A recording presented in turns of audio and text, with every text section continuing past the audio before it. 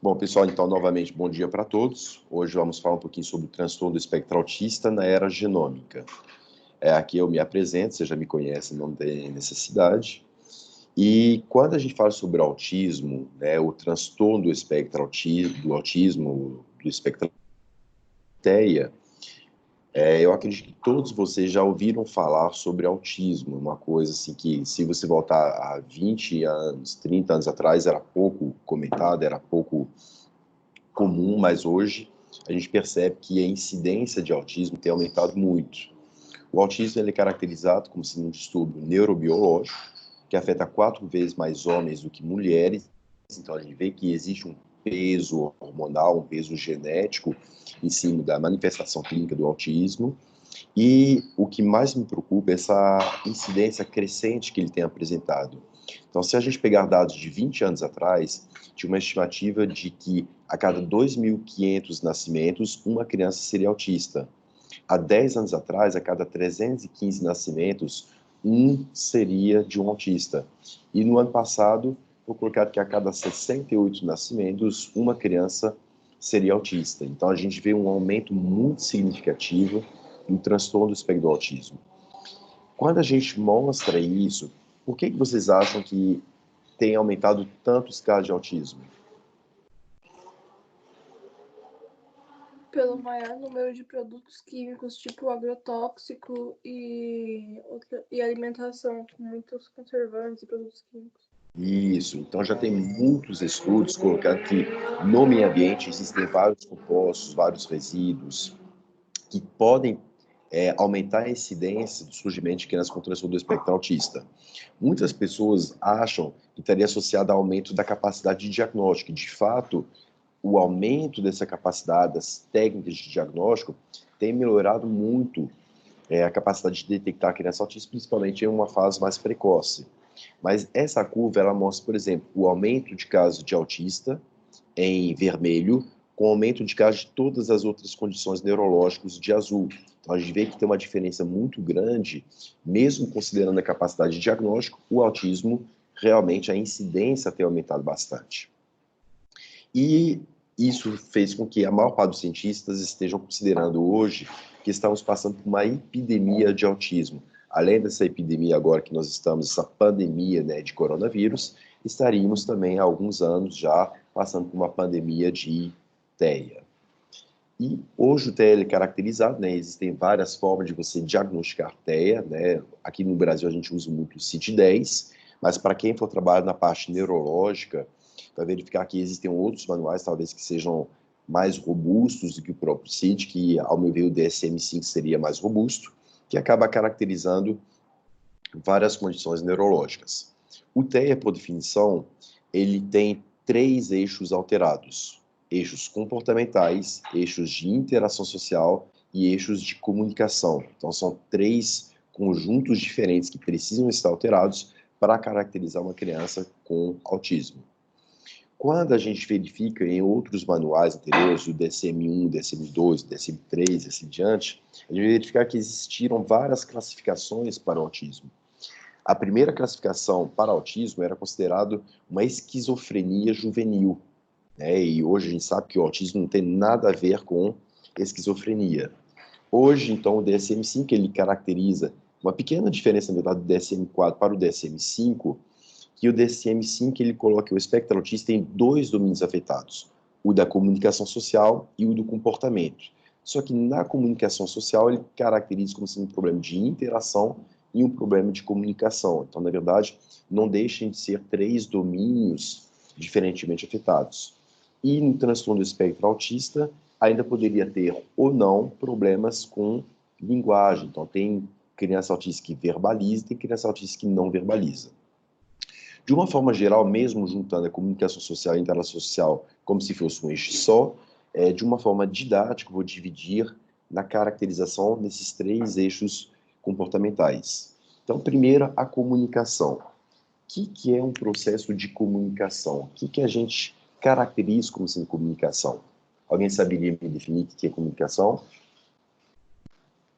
Eu acho que é quando alguém emite algum sinal e a gente consegue compreender, né? Isso. Então, a comunicação, por definição, seria um processo no qual a mensagem ela tem que ser codificada e decodificada entre um emissor e um receptor.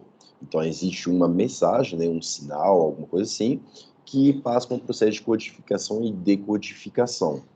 Obviamente, esse processo de mensagem, ele não é sempre fácil de ser decodificado. Por exemplo, alguém na sala fala em francês? Quem aí fala francês? Eu não. Não. Se eu começar a falar em francês, estou passando uma mensagem para vocês. Então, uma mensagem codificada pelo emissor. Mas talvez entre os receptores essa mensagem não conseguirá ser decodificada, tá? Então, quando a gente fala desse processo de comunicação, a gente tem que ter a necessidade de que o sentido da mensagem consiga ser, de fato, decodificado da forma adequada. E isso que não ocorre, geralmente, com crianças autistas. Quando, por exemplo, nós falamos uma palavra A, uma mensagem A, ela é decodificada em A, mas no autismo, muitas vezes, ela não vai ser decodificada da forma com que ela deveria ser decodificada, e às vezes ela acaba sendo até mesmo truncada. Não há nenhum processo, em vez de compreender uma mensagem no sentido diferente, às vezes nem consegue compreender o sentido da mensagem. Então, isso depende muito do grau de autismo e o tipo de autismo. Por exemplo, quando eu falo a mensagem, cansei de ficar engolindo sapo, o que isso quer dizer de fato? O que a pessoa quis dizer nesse reality show?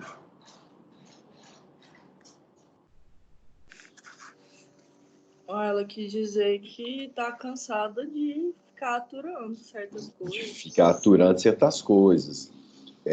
No sentido, por exemplo, eu não vou levar desaforo para casa, poderia ser assim, né? Imagine, se eu falar desaforo para casa, o que é levar um desaforo para casa?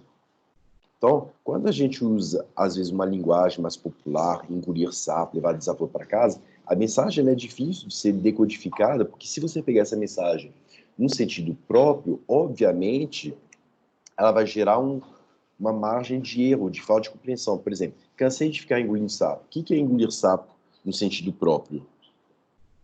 E isso é engolir sapo. Imagine para uma criança autista que não consegue fazer uma decodificação da mensagem no sentido mais literal. Ela vai compreender que engolir sapo é isso aí. E isso que acontece rotineiramente quando a gente fala de criança autista. Muitas figuras de linguagem não conseguem ser decodificadas da forma com que a gente gostaria. E aí, além disso, quando a gente fala do processo de comunicação, tem um cachorro meu aqui que está fazendo um pouquinho de barulho, não repara, pessoal. Quando a gente fala de processo de comunicação, a comunicação ela não é somente verbal, a comunicação ela é também vocal e não verbal.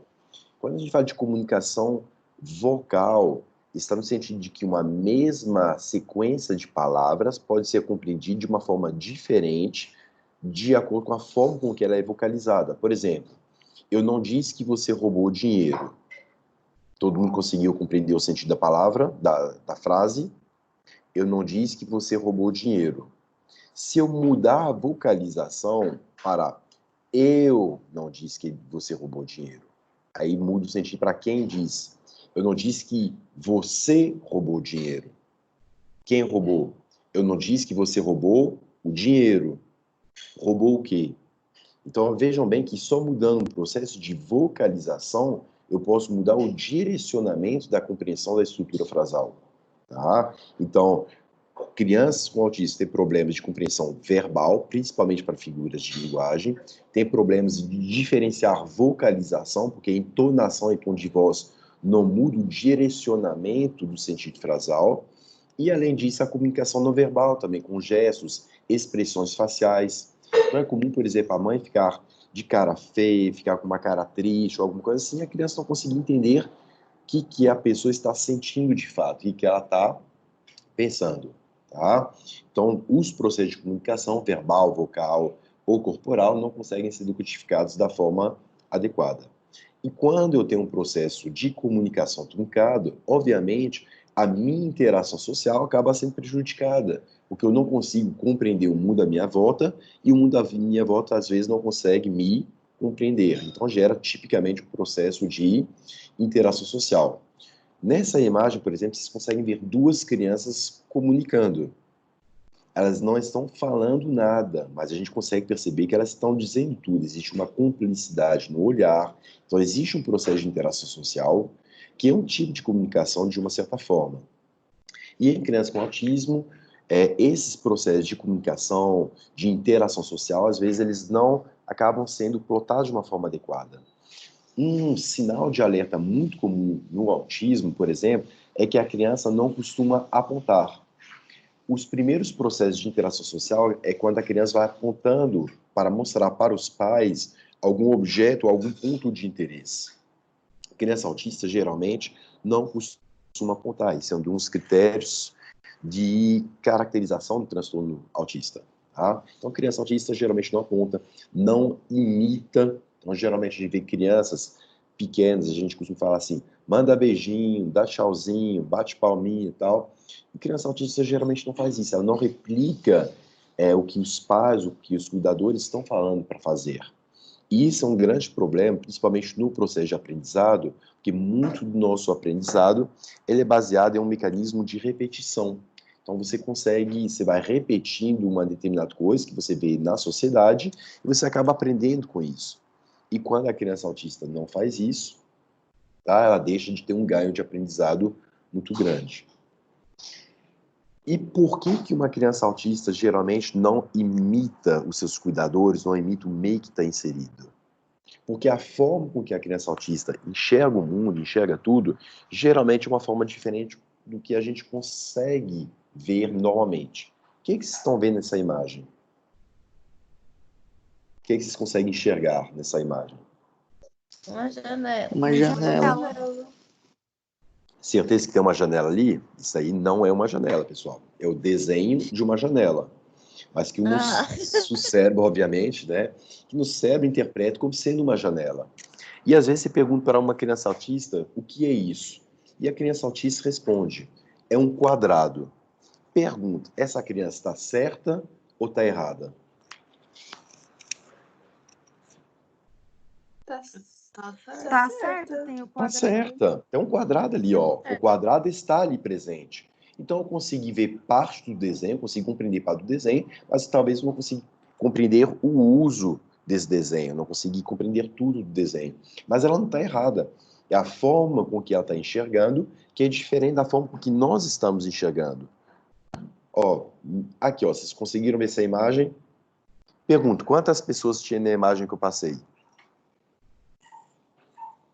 3. Quantas? 3. 3? Não tinha 3 pessoas na imagem que eu passei para vocês. Só tinha 2 pessoas. Tinha um retrato de uma pessoa e 2 pessoas. Tá? Criança Mas as autista... duas pessoas também são um retrato das duas pessoas. Sim, é um retrato e um retrato de um retrato. Muito bem, gostei. Mas, por exemplo, ó, vou perguntar. Tinha um interruptor. Quantas teclas tinha um interruptor? Não observei. Eu nem vi o interruptor. Atrás, tinha uma cortina com uma cadeira ou com um sofá? Não reparei. Também não sei. Ó, vocês viram a imagem, eu mostrei a imagem mais de uma vez, tá? Mas olha só, então, tinha uma cortina, tinha uma imagem de sofá, tinha um interruptor com 2 teclas, mas quando a gente olhou rapidamente para essa imagem, por mais que você olhou bem rapidamente, você conseguiu perceber que tinham 3 imagens de figuras sociais. Porque o nosso cérebro, ele busca imagens sociais, ele busca identificar pessoas, que é o processo de interação social, a gente busca. E geralmente, quando a gente olha para uma pessoa, o que a gente faz? Olho no olho. A gente tenta fazer um contato sempre mais visual. Quando você vê uma pessoa, o que mais chama a atenção da pessoa é o olhar. Aí depois você começa a perceber outras características. Você olha a boca da pessoa, o corpo da pessoa, o nariz, expressão facial, outras atribuições, né, corporais. Mas, geralmente, a primeira coisa que você olha de uma pessoa, realmente, é o olho da pessoa, é o olhar da pessoa. Tá? E aí, criança autista não tem isso. Criança autista ela não consegue colocar um peso muito diferente entre uma figura social e uma figura não social. ela pode ter reparado, às vezes, mais no interruptor do que na pessoa. E, às vezes, quando olha, isso aqui é um equipamento que consegue identificar a posição de olhar de pessoas. O que a criança autista olhou? Ó, na base do queixo, a blusa, olhou provavelmente a angulação da blusa e algum ponto aqui embaixo. Não chegou a olhar no olho dessa pessoa, nem no olho dessa imagem dessa pessoa, porque talvez o grau de interesse ou a forma com que enxerga é uma forma diferente, tá? Então, o peso que a gente coloca em cima de figura social é grande. O peso que uma criança autista coloca em cima de figura social não é a mesma coisa. Consegue verificar, talvez, de uma forma diferente. Tranquilo até agora, pessoal? Tranquilo. E é por isso que geralmente a gente costuma falar... Valeu. É por isso que a gente costuma perceber que crianças autistas geralmente costumam ter um olhar mais difuso. Parece que não estão olhando para pessoas, para pontos específicos. Na verdade, não estão olhando para o nada, estão olhando para algum ponto específico do interesse delas, tá? Outro problema, criança autista geralmente não responde a comandos. Muitos pais vão procurar falando assim, eu acho que meu filho tem problema de audição. Mas, na verdade, imagine quando eu não consigo diferenciar peso no meu ambiente sobre o que é importante e o que não é importante, o som de carro na rua, o som da voz de uma pessoa, o som de um ventilador, tudo tem o mesmo grau de importância. Eu não sei o que eu tenho que prestar mais atenção. Então, às vezes, a pessoa fala, mas a criança está prestando atenção num outro tipo de ruído, que para ela tudo acabam sendo ruídos de uma forma geral, tá? Atenção para não achar que criança autista são crianças que têm problemas auditivos, que não são, tá? Muito pelo contrário, eles têm uma acuidade sonora muito elevada, eles conseguem perceber sons com grande facilidade, tá? Às vezes até de uma forma mais acurada do que pessoas chamadas de pessoas normais. Mas como a pessoa não consegue ver, compreender, ouvir ou sentir o mundo à volta da mesma forma que a gente consegue perceber, essas crianças acabam geralmente se isolando, ficando um pouquinho mais distantes. E esse isolamento social, obviamente, para os pais é bastante preocupante. E além de problemas de comunicação e de interação social, tem problemas de comportamento, com várias estereotipias. Aqui, ó, a gente consegue ver mania de enfileirar objetos, tentar ordenar. Observe essa imagem desses bichinhos. Pergunto, esses animais estão todos ordenados da forma correta? Olhe bem, tá tudo certinho? Não. Não. Certeza? Tem um jacaré ali que ele tá olhando pro lado errado. Olha só, então, quando a Os gente fala... números estão variando. Oi? Olha só, será que a criança... Eu falo, criança autista, para mim, erra menos do que nós. Jacaré tem um olhar lateral. Se ele tem um olhar lateral para enxergar, para te ver de frente, ele tem que ficar de lado. Todos estão com o olhar virado para cá, inclusive o jacaré. Se ele tivesse reto, ele não estaria enxergando reto para a gente. Então, será que a criança autista errou na hora de ordenar esses objetos? Então, a gente tem que pensar, às vezes o raciocínio lógico, a forma com que a pessoa está pensando, é muito melhor ordenado que nós. Então, a gente vê uma necessidade de ordenar, classificar objetos muito grande para as autistas. Olha só, aqui foi ordenando tudo, inclusive o sapato acabou entrando na brincadeira, mas tentou fazer uma ordenação relativamente crescente. Isso é uma criança que chega na despensa da casa, vê as latas de mantimento e ela acaba ficando incomodada com a disposição não ordenada dessas latas, ela começa a ordenar. Quantos de vocês que costumam ordenar, por exemplo, seus guarda-roupas em alguma sequência crescente, de cor, fica tudo organizadinho? Tem alguém que tem essa mania? Eu! Tá vendo? Ó, a gente já vê um comportamento autístico leve, né, na Natália. Tô brincando, Natália. Mas, obviamente, assim, nós temos algumas manias, algumas coisas, mas criança autista tem, geralmente, alterações comportamentais muito mais significativas, contudo, numa necessidade de ficar numa determinada posição, numa determinada ordenação, com algumas fixações comportamentais em cima de objetos, em cima de situações. Então, isso aí é uma criança que vai ficar olhando o tronco da árvore, um vídeo de meia hora, a criança ficou olhando o mesmo tronco da árvore e analisando esse tronco por 30 minutos. E Esse padrão ele é muito característico de crianças autistas, tá? Mas nós também, várias de nós, temos os nossos toques, entre aspas, as nossas obsessões, as nossas necessidades de classificar. Isso para o cérebro é muito bom. Quando está tudo ordenado, o cérebro consegue trabalhar de uma forma mais regular, mais fácil, tá? Olha só, por exemplo, aqui é uma criança autista que gosta de deixar sempre o brinquedo na mesma posição, encostada no móvel. Então, um brinquedinho verde sempre tem que ficar ali no meio do móvel. E o pai, para estimular, e ela gosta de ficar sempre no cantinho dela. E o pai, para estimular, o que ele vai fazer? Vai pegar o brinquedinho, vai tirar o brinquedinho do local, tá? A criança está vendo que o pai está mexendo lá e está incomodando a criança, mas o pai tira o brinquedo e vai jogar para longe. O que a criança faz? Não, não é o lugar, ela volta e vai voltar a ordenar, porque gosta tudo num determinado lugar, numa determinada posição. Guardou direitinho, o que ela faz? Volta rapidamente para o seu cantinho, tá? Então, olha só, tudo no seu devido lugar, a criança no seu lugar e o brinquedo no seu lugar. Então, essas manias, essas obsessões, entre aspas, são muito comuns na criança autista. E isso, para vocês como futuros médicos, vai ser importante fazer uma caracterização do transtorno do espectro do autismo, porque muitos pais vão procurar vocês para saber, será que meu filho é autista? Meu filho não gosta de interagir, não gosta que ninguém encosta nele, gosta de ficar no canto dele. Será que é o suficiente para caracterizar uma criança autista? E, obviamente, precisa de uma avaliação clínica para verificar se essa criança tem alterações de comportamento, de interação social, alterações de comunicação, que caracterizaria, de fato, o transtorno do espectro autista. Aqui, por exemplo, é uma médica avaliando se a criança é autista.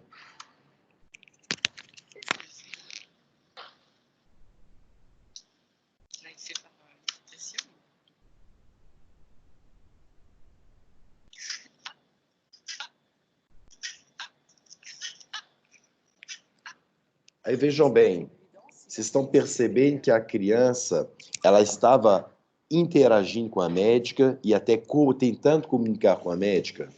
Se teve um processo de interação, uma tentativa de comunicação, a gente já descarta um transtorno do espectro do autismo. Que transtorno autista não tem interação adequada nem comunicação social adequada. Então, a gente faz esse processo de diferenciação. E é extremamente importante o diagnóstico precoce do transtorno, porque a maior parte da literatura diz que, se diagnosticado e iniciado terapêutica antes dos 3 anos, o prognóstico é muito favorável para a criança. Você conseguiria controlar, estabilizar e, em vários casos, até mesmo regredir a evolução do quadro clínico do autismo. E aí, quando a gente fala dessas avaliações clínicas, tem alguns detalhes que são importantes. Por exemplo, idade de manifestação. É difícil você diagnosticar uma criança com 6 meses de idade para o transtorno autista.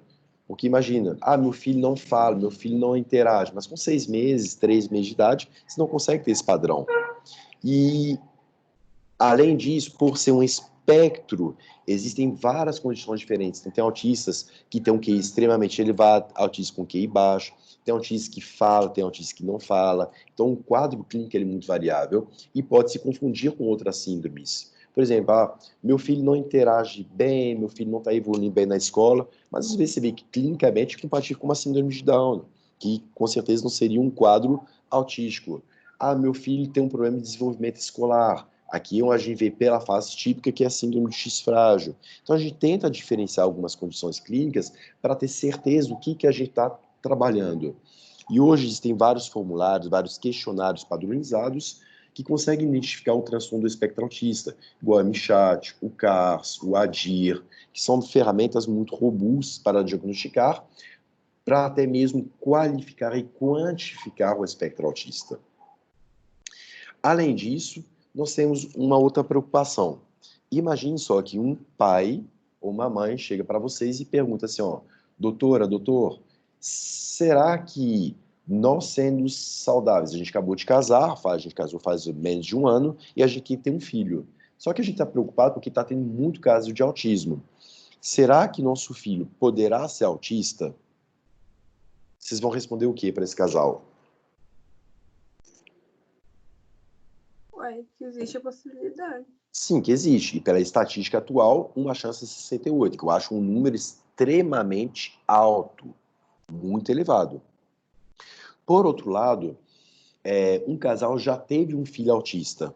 Eles querem saber o risco de recorrência. Ó, a gente já teve um filho autista, é muito complicado, tem tratamento que é caro, tudo, para a gente é difícil. A minha mulher teve que parar de trabalhar. Será que tem o risco da gente ter um outro filho autista? Vocês vão responder o quê? Sim. Tem. O risco é alto ou é baixo? Alto. Qual que é o risco? É 1%, 10%, 50%, 100%? 50%. 50%? Certeza? Não. E, obviamente, quando a gente fala de assim, eu falo assim, eu converso muito com colegas da parte da psiquiatria, tudo, e a gente tem sempre essa discussão sobre o diagnóstico clínico e o diagnóstico etiológico, porque, na prática, o diagnóstico ele necessita ser somente clínico. O diagnóstico clínico já afirma o diagnóstico de autismo e pronto. Será que é importante fazer um diagnóstico etiológico, saber por que a criança é autista? Então, além do diagnóstico clínico, a gente percebe que existe cada vez mais uma necessidade de fazer um diagnóstico etiológico para compreender, saber que existem algumas pessoas que têm uma alteração genética que leva a uma sensibilidade a glifosato. Se a pessoa engravidar e a criança tiver esse gene alterado para a sensibilidade a glifosato e a mãe fizer ingestão de compostos alimentares que têm resíduo de glifosato, o cérebro da criança vai se desenvolver de uma forma errada e vai acabar levando a um transtorno do espectro autista. Uma coisa que é um paradigma também dentro da prática médica. Quando uma mamãe quer engravidar, é muito comum, é muito preconizado que essa mãe faça uma suplementação com ácido fólico, correto? Vocês lembram disso? Então, geralmente, você quer planejar uma gravidez, 3 meses antes, você já fala, vai fazer suplementação. Aí eu pergunto, antes de suplementar essa mamãe com ácido fólico, essa mamãe, ela é dosada ou é feito algum teste para saber como que está a situação do ácido fólico dessa mamãe, ou simplesmente prescreve ácido fólico? Só prescreve. Prescreve. Então, não é usual testar concentração. Às vezes, a mulher não tem carência de ácido fólico e, mesmo assim, é prescrito para ela um ácido fólico. E aí que tem que tomar um certo cuidado. Hoje existem estudos novos que falam sobre cuidados com ácido fólico. Existem testes genéticos que podem ser feitos, porque a falta excessiva de ácido fólico está muito associada aos defeitos de fechamento de tubo neural, igual a anencefalia, espinha bífida, mas alguns estudos indicam que o excesso de ácido fólico em pessoas que têm certas alterações genéticas também poderia estar associado ao transtorno do espectro autista. Imagine só, por exemplo, de uma forma mais simplificada, uma pessoa que fosse uma metabolizadora lenta de ácido fólico. Ela não consegue degradar o ácido fólico da forma adequada. Então, toda entrada de ácido fólico demora para ser eliminado. Então, ela não precisaria ter uma entrada muito grande. Às vezes, a pessoa não tem deficiência de ácido fólico. Ela é suplementada com ácido fólico porque ela quer engravidar. Então, o médico começa a prescrever ácido fólico. Bom, vamos dar bastante ácido fólico para você. Além do ácido fólico, do folato, farmácia, ela toma uma vitamina que também tem ácido fólico. Ela come farinháceos, farinhas, que são suplementadas quimicamente, por lei, no Brasil, com ácido fólico. Então, ela não tem deficiência de ácido fólico, ela ingere uma vitamina que tem ácido fólico, ela ingere um suplemento de ácido fólico e ela ingere farinha que é suplementado com ácido fólico. E ela é uma metabolizadora lenta de ácido fólico, ela não consegue degradar. Ela começa a ter uma hiperconcentração de ácido fólico no seu corpo. Quando ela engravidar, se esse bebê também herdar essa alteração da mãe, ele não consegue metabolizar esse ácido fólico rapidamente. E para que serve o ácido fólico? Acelera o processo de fechamento de tubo neural, para evitar a espinha bífida e a anencefalia. Só que se ele não tinha uma predisposição para não fechar, o que pode acontecer? Em vez de ele não vai ter um problema para fechar o tubo neural. Ao contrário, ele vai acelerar esse processo. E ao fechar o tubo neural de uma forma mais rápida, ele vai fechar antes de estar pronto. E isso pode levar a um transtorno do espectro autista. Então, alguns estudos indicam que a falta de ácido fólico absoluta leva aos defeitos de fechamento do tubo neural, mas o excesso excessivo de ácido fólico poderia levar a uma outra condição. Pessoal, só um minutinho. Vou fazer uma pausa rapidinho só para abrir uma porta aqui.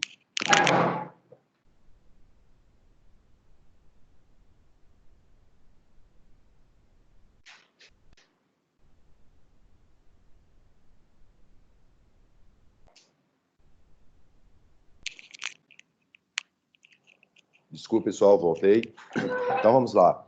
Então, a carência absoluta de ácido fólico, ela levaria a problemas de defeito de fechamento do tubo neural, mas o excesso de ácido fólico em pessoas que têm alteração genética faria com que essa pessoa tivesse um acúmulo muito excessivo de ácido fólico e aceleraria o processo de fechamento do tubo neural e poderia levar a condições como transtorno do espectro autista.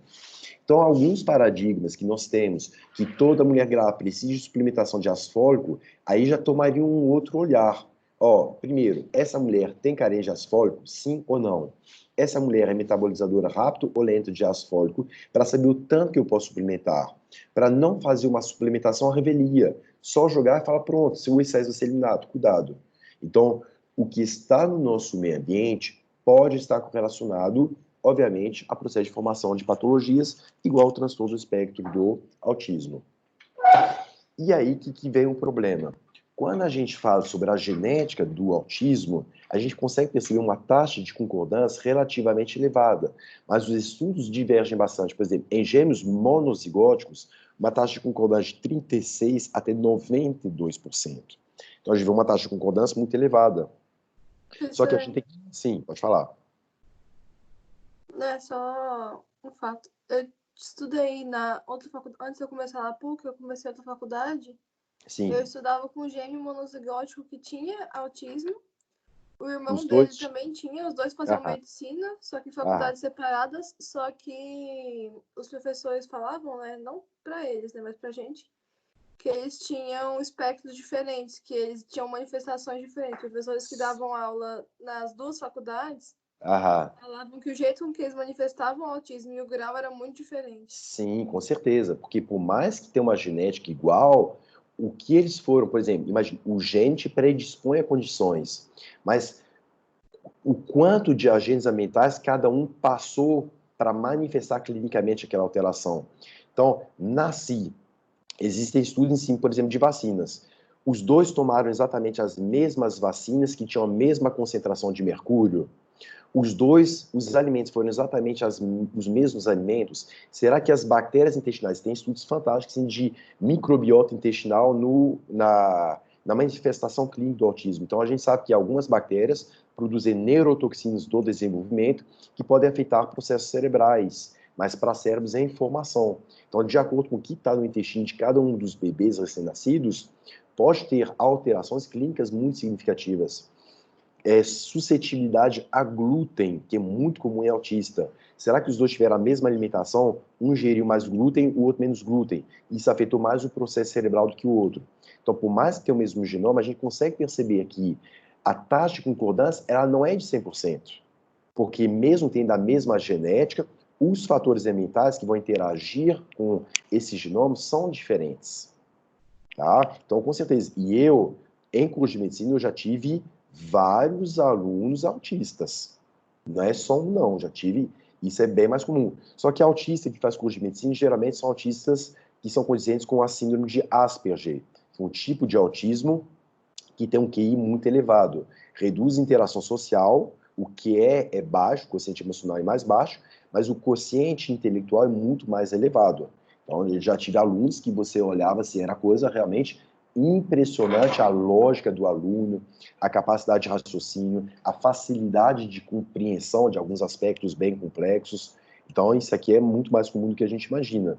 E a gente costuma pensar muitas vezes que o autista é uma condição patológica, né? Às vezes até eu, de uma forma equivocada, eu falo isso, mas obviamente é muito equivocado. Muitos pesquisadores, colegas nossos, falam assim, gente, isso é quase um salto evolutivo. O Asperger, ele é muito mais inteligente, muito mais lógico e sofre muito mais com problemas emocionais do que nós.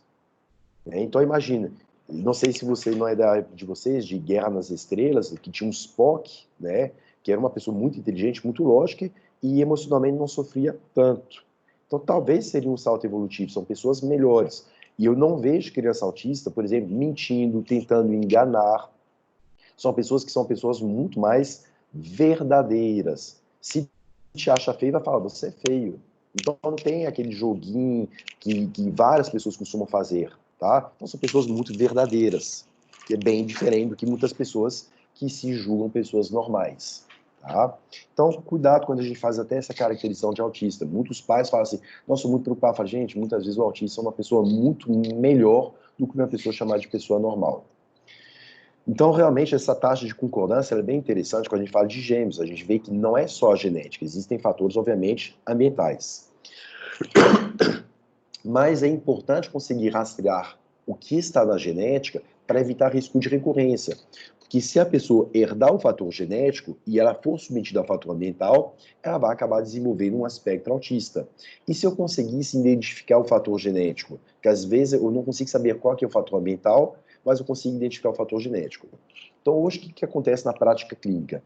Tem criança com autismo ou com qualquer condição genética não identificada, de etiologia não identificada, geralmente você tem uma sequência de testes que você deve fazer. A primeira coisa é a questão da citogenética convencional. Você tem que testar os genes da pessoa, tá? Então, você vai verificar, assim, quais cromossomos possivelmente estariam alterados. Então, chegou uma criança com transtorno do espectro autista, que primeira coisa que eu peço, exame de cariótipo. O exame de cariótipo, vou mostrar aqui, infelizmente ele consegue identificar a etiologia do autismo em menos de 10% dos casos. Tá? Então já se sabe que muitos casos estão associados a pequenas alterações no braço 1 do cromossomo 15, no braço 1 do cromossomo 22, além de várias alterações em cromossomo X. Só que observando todas as condições citogenéticas, representam menos de 10% dos casos, ou seja, mais de 90% dos casos não são em decorrência de alterações cromossômicas, mas sim de alterações subcromossômicas, e aí a gente tem que fazer testes genéticos. Infelizmente, a gente sabe que existem mais de 600 genes associados ao autismo, já identificados. Se existem mais de 600 genes já identificados com transtorno do espectro autista, o que a gente tem que fazer? Testar esses genes. Então, chegou um casal com filho autista. Eu fiz o exame de cariótipo, não deu alteração. Eu tenho que testar para verificar qual gene está alterado. Problema. Cada teste gene específico custa em torno de R$1.000, R$1.500. Se eu testar o FMR1, que é o gene mais comum, eu fiz o FMR1, deu negativo, já gastei R$1.000. Eu fiz o MECP2, gastei mais R$1.000, deu negativo. Eu fiz o MET, gastei mais R$1.000, deu negativo. Eu fiz a Contactina 3, mais R$1.000, deu negativo. Então, ó, testei 3, 4, 5 genes, já gastei R$5.000. E são mais de 600 genes para serem investigados. Então, nessa brincadeira, eu poderia gastar mais de R$600.000 para testar todos os genes. E isso, obviamente, para vocês futuros médicos que vão solicitar exames, se torna inviável na maior parte dos pacientes que vocês vão trabalhar. Então, o que desenvolveram? Novas ferramentas para poder fazer um rastreio do genoma do paciente na tentativa de identificar o que eles têm, de fato, alterados. E aí surgiu o que a gente chama de chip de DNA. Então, a gente já falou sobre a parte de exame de cariótipo, deu negativo, a gente poderia testar genes únicos ou tentar fazer um rastreio maior. A plataforma que eu trabalho na Secretaria de Saúde é essa plataforma da Affymetrix, que é esse chip aqui do meio. Esse chip, ele tem essa parte azul, que tem 940 mil buraquinhos nessa parte azul. Cada buraquinho, cada um dos 940 mil buraquinhos, tem um pequeno fragmento de DNA que vai se ligar ao fragmento de DNA do paciente para conseguir compreender a estrutura genômica do paciente. Depois vem um laser que lê tudo. Então é uma ferramenta muito robusta. Só que uma ferramenta que vai custar em torno de 4, 5 mil reais. Mas dependendo do caso, compensa, vale a pena ser testado. Quando eu faço o chip, passo um laser e o laser vai observar os 940 mil buraquinhos, as 940 mil regiões do genoma, e ele começa a reconstruir o genoma do paciente, cromossomo por cromossomo. Então vai reconstruir o cromossomo 1, o cromossomo 2, o cromossomo 3, e aqui é o software que eu estou analisando, um programa chamado Chess, que eu estou olhando o cromossomo 2, o cromossomo 3, 4, 5, e vou olhando cromossomo por cromossomo. Só que o software já me indicou que no cromossomo 15, existe uma alteração, uma deleção no braço 1 do cromossomo 15, e eu já vou diretamente nessa região. Então eu olho toda a região do cromossomo aqui, ó, eu vou desfilando pelos genes conhecidos no cromossomo. Desfilo para um lado, vou para o outro, e aqui todos os genes conhecidos vão sendo mostrados no software. E aqui vou pegar uma região menor, tá? e eu vou fazer um zoom nessa região. Vocês podem ver que a área que eu estou analisando aqui vai ser uma área menor. Então, eu vou fazer um zoom, vou abrir isso aqui, abrindo, até chegar nesse gene que é gene da suscetibilidade ao autismo, onde eu verifiquei que tem uma pequena deleção, uma pequena duplicação nesse gene aqui, ó, gene da suscetibilidade ao autismo. E o software ele é tão bom que eu consigo clicar nesse gene, entrar no NCBI para verificar todas as publicações registradas até o presente momento sobre alterações específicas desse gene. Então, quando eu percebo que meu paciente tem esse gene alterado, eu vou verificar na literatura que outros pesquisadores já descobriram sobre esse gene, o prognóstico clínico em cima desse aí. Ah, são pacientes que vão verbalizar ou não, são pacientes que têm automutilação ou não, são pacientes que têm um QI elevado ou um QI baixo, são pacientes que já foram testados com tais fármacos que tiveram uma resposta clínica mais adequada. Então, é uma ferramenta muito robusta hoje na prática médica, porque ele consegue me direcionar exatamente em qual alteração genética o meu paciente tem, qual que é o prognóstico frente a essa alteração genética e quais tratamentos já foram identificados frente a esse gene específico. E, às vezes, até mesmo qual que é o agente etiológico co-envolvido. Então, hoje são ferramentas moleculares muito robustas. Infelizmente, como uma ferramenta relativamente nova, muitos médicos nem sabem, principalmente das escolas mais antigas, nem sabem dessas ferramentas. Então, faz um teste e acaba deixando e não faz testes que são mais específicos.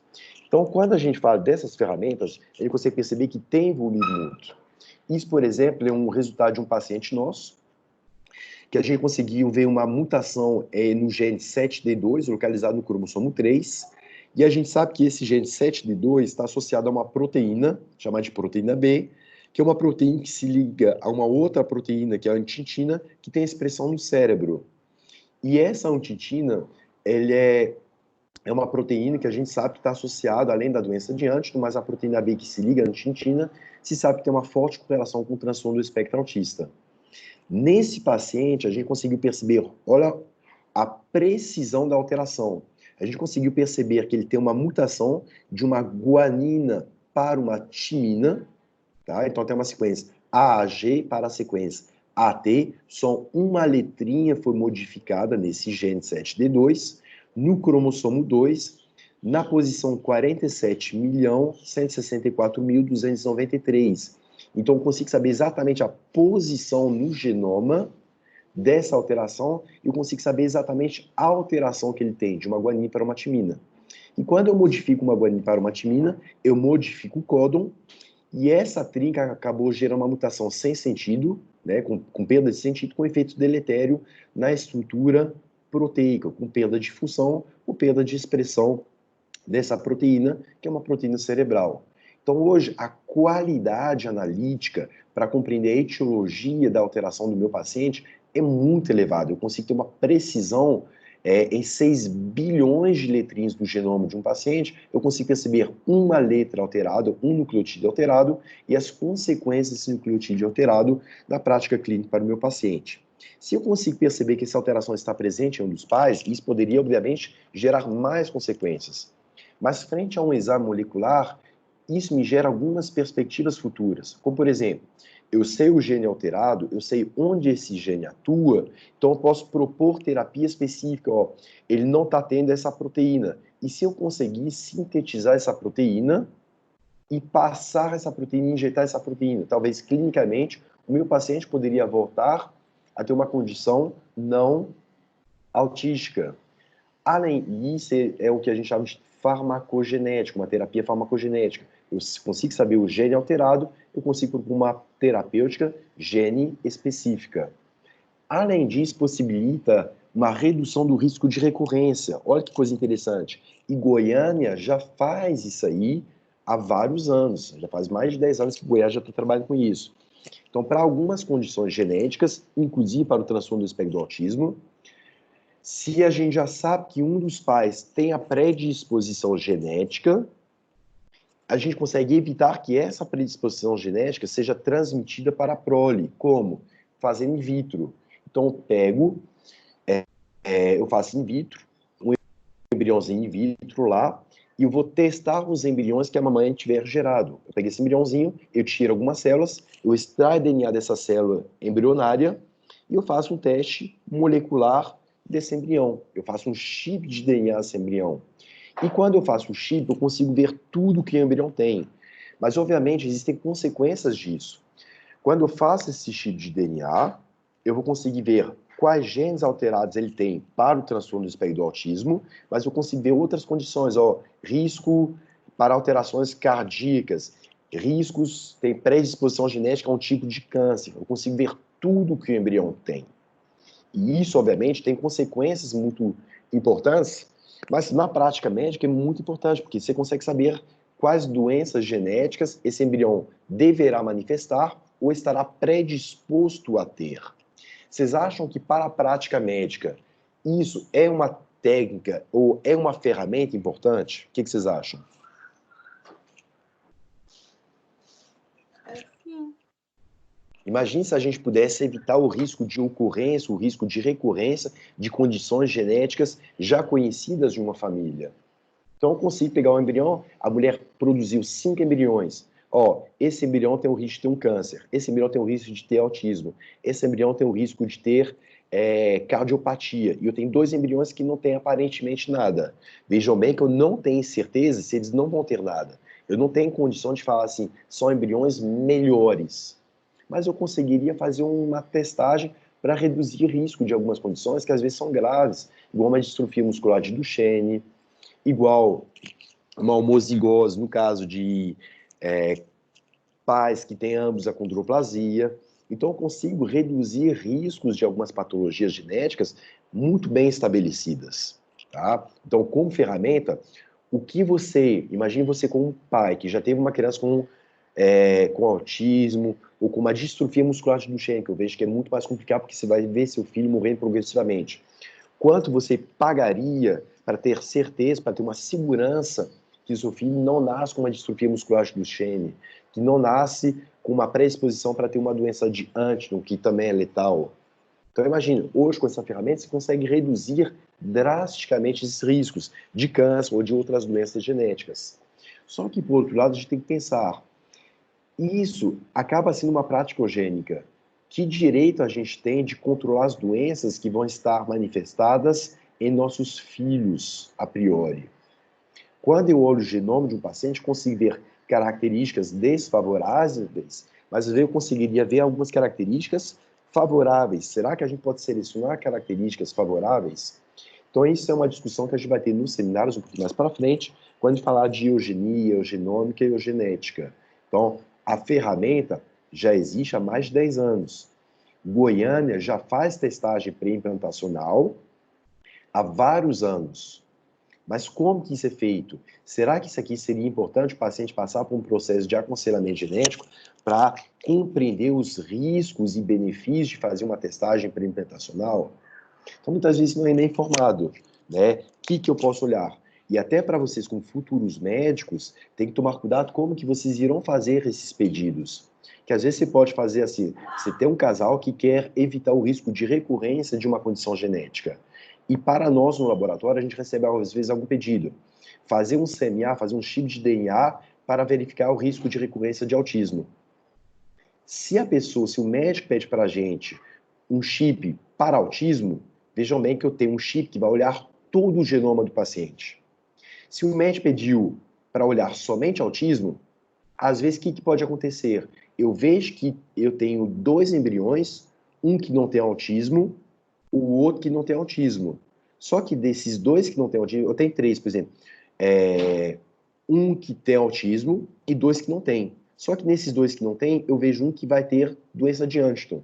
Se o médico não me perguntou para olhar outras condições, eu não posso responder das outras condições. Então, vou falar, dos 3 embriões, esse não tem autismo, esses 2 não têm autismo e esse tem autismo. Só que se vocês não me perguntam para olhar outras condições, eu não posso responder. Então, vou acabar liberando 2 embriões, um que vai morrer com 40 e poucos anos, mas não me foi perguntado, eu não posso informar. Vocês estão vendo o risco de fazer uma solicitação de exame mal formulada? Se não perguntar para todas as condições genéticas, eu não posso responder.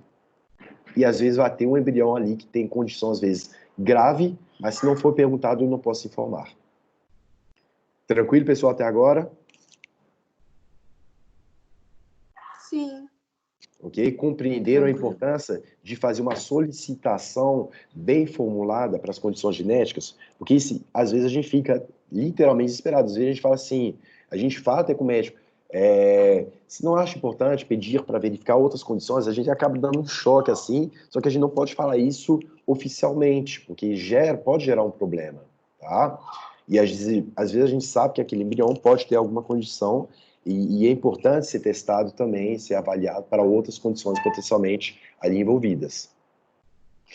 Bom, aí para finalizar, pessoal, obviamente, quando a gente faz essas ferramentas, vejam bem que vocês terão em mãos vários recursos diferentes, né, de cariótipo, de exame de gene único, até exames mais robustos, para poder fazer um rastreio genômico completo, tá? E para vocês, não somente para autismo, mas para várias outras condições, é extremamente importante. E para finalizar, é somente uma observação sobre essa questão de novas possibilidades, novas perspectivas. A genética médica tem evoluído muito nos últimos anos e tem possibilitado para o futuro médico várias ferramentas novas, mas é importante que vocês se habilitem na compreensão dessas ferramentas para saber como pedir e qual impacto isso tem nas novas terapêuticas, tá? Então, só para concluir, quando a gente fala do transtorno do espectro do autismo, mas não somente para ele, né, a gente verifica que existe uma necessidade hoje de uma triagem genética adequada, uma triagem clínica e genética, uma necessidade de um diagnóstico molecular adequado e uma necessidade de uma investigação genética mais assertiva.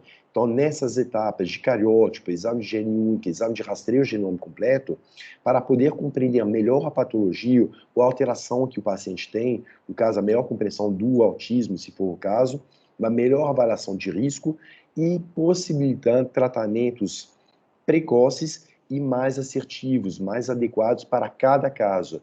Autista, quando a gente fala do espectro autista, existem mais de 600 genes diferentes associados ao autismo. Cada gene ele vai requerer tipos de tratamentos, tipos de adequações que são diferentes. Se você compreender o gene alterado, você já consegue saber que alguns tratamentos vão funcionar melhor, outros nem tanto. Então, você já consegue, por mais que tudo seja autista, cada autista tem as suas diferenças e vai precisar de um tratamento muito mais pontual, tá? Então, aí a necessidade de fazer uma avaliação mais adequada. E quando a gente trabalha com criança autista, mas não somente com autismo, mas com qualquer outra condição genética, e a gente fala isso muitas vezes, a gente falou isso na sexualidade, a gente falou isso nas neoplasias, e a gente fala novamente isso para o autismo, trabalhar com o paciente não é só um conhecimento técnico, tá? Não é só um conhecimento literário. Obviamente, quando a gente busca para o nosso paciente um futuro melhor, é importante conseguir compreender esse paciente na sua totalidade, na sua complexidade, para tentar possibilitar para esse paciente um futuro melhor. Eu sempre digo, para a criança autista não adianta compreender somente com a mente, com a parte intelectual. Tem que conseguir compreender, obviamente, com o coração, tá? E isso é válido para todas as condições genéticas, e é o que eu tinha para falar para vocês. Ficou alguma dúvida, pessoal? Alguém gostaria de fazer alguma consideração?